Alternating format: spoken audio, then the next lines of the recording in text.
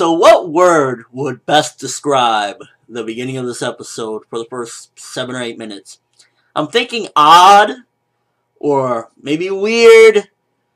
You know what? We're gonna go with a little bit of crazy because that's one of the best words to describe the beginning of this episode. I'm watching it and I'm thinking to myself, fuck's going on? They're crying, and to be honest with you, if there's a scene that reminds me of the beginning of this episode, I go back and after watching this episode, during watching this episode, the one scene that kept reminding me of this, and I know you're probably going to think, well, what? Pokemon.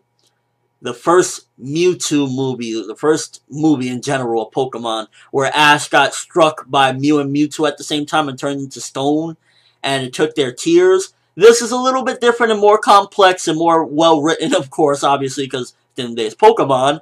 But nonetheless, that's what the scene reminded me of for the first 8 minutes.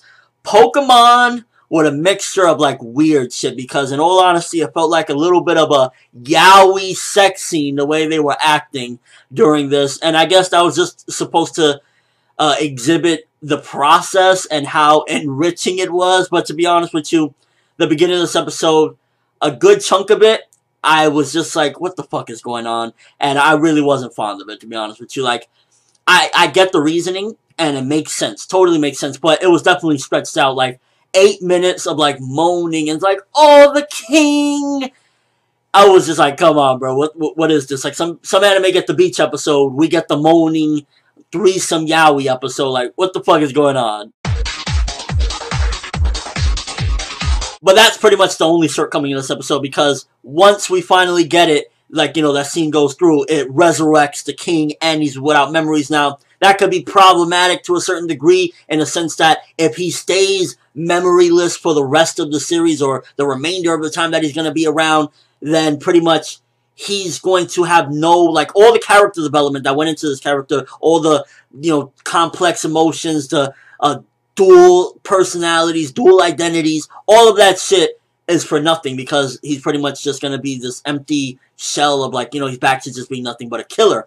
And now Poof, which I fucking hate Poof. I hate him. He's a sneaky little motherfucker, and he's trying to kill Komugi so that way he could stop the king from remembering her and remembering what he has become prior to this explosion. And I just, like, I really hate Poof. Like, between him looking like he's blushing and it was a yaoi scene and he was jizzing over, you know, resurrecting the king, and then at the same time now he's trying to go after Komugi, I'm like, oh my fucking god, I hate him. And I hate him because I'm supposed to hate him because, like, you know, he's one of those villains you're supposed to hate. You're supposed to just want to fucking see his head get crushed. Like, that's supposed to get you excited. So, in a sense, he's doing his job. But it was just like, in this episode, it's like, he don't really, like, with Pito and Youpi, they care about the king. They honestly are in it for the best interest of the king. Poof is not in it for the best interest of the king. Poof is in it for the best interest of himself and wanting to be with the king or, you know, be just the only servant with the king. Whatever it is, whether it be a yaoi type of thing or whether it just be some complex ant situation or just something beyond my understanding, he is out for himself. That is the clear indication within the past few episodes and then even this episode. Basically, taking the opportunity that the king is, like, you know, he's having amnesia. That's like you walk in on your best friend and he has amnesia and you start telling him, yeah, man, you know, you don't have no girlfriend or nothing. I'm the only thing in your life. Like, what the fuck? So it seems as though he's trying to use this as a very sneaky situation. And like, Poof, out of all the ants, all the Chimera ants, I definitely hate him the most. If Togashi set out to make us hate a character, he did a good job because, like, this episode, like, you're trying to kill Komugi so that way he don't remember things, like, you little bastard. That's why I write out, like, Youpi and Neferpito over Poof by far. I'm curious if the king actually absorbed their abilities, because pretty much if Youpi liquefied and Poof, both of them are inside of him, so does he have both of their abilities? So, because, you know, he grew them wings now, he popped them wings out and he went flying, so I'm curious, like, since he got their, I guess, what is it, their genetics, and, you know, a big part of their abilities and their unique abilities is their genetics. So, like, could he do the exploding anger that Youpi had? And also, is it to the point where Youpi, I believe Poof can still return because he had the clones out there. It's still, again, him thinking of himself. But could Youpi return back to his normal state, or is he going to be in this chibi form forever? That's another thing that got me curious within this episode. So, like, The good of this episode was we got the antagonist back.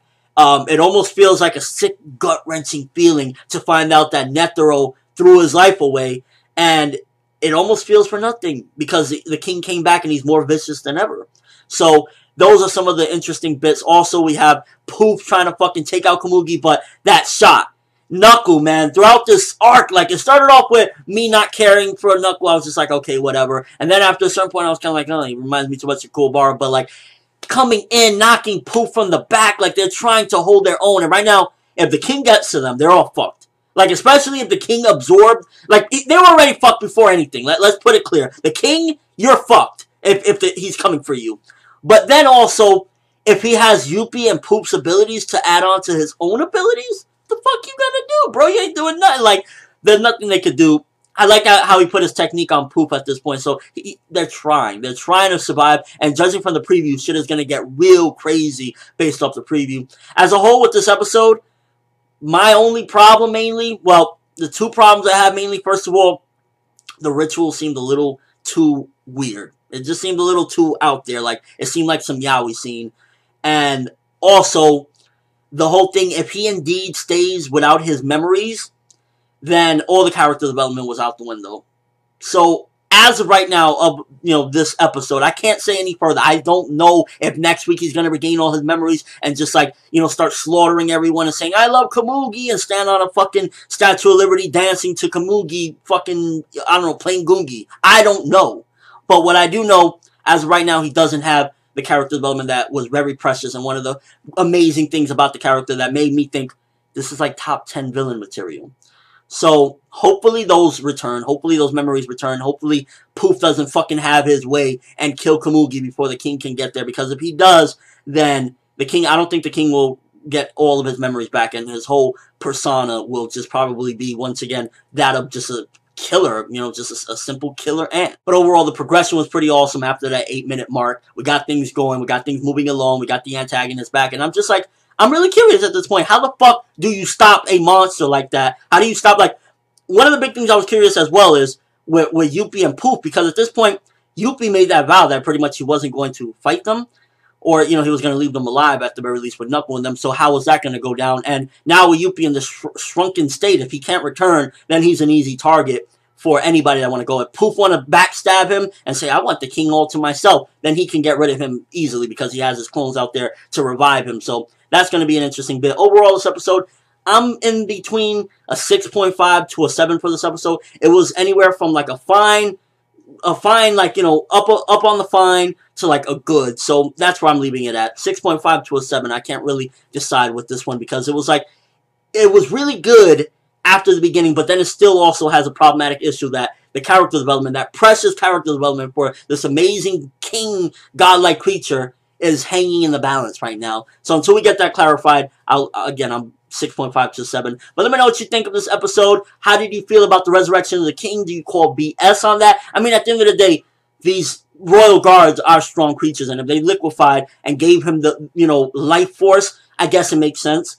It came off just as real weird, and like, these are some of the times where Togashi goes off on one of his own tangents where he's just like, yeah, I'm going to do things in my own little weird Togashi way. And yeah, that's what we got with that 8-minute moaning session. But that's all I have for this review. Thanks for watching. Hope you enjoyed. If you liked anything I had to say, or if you enjoyed this video, then leave me a like. I would greatly appreciate it. I'm Fineva World, and as always, people, have an awesome day.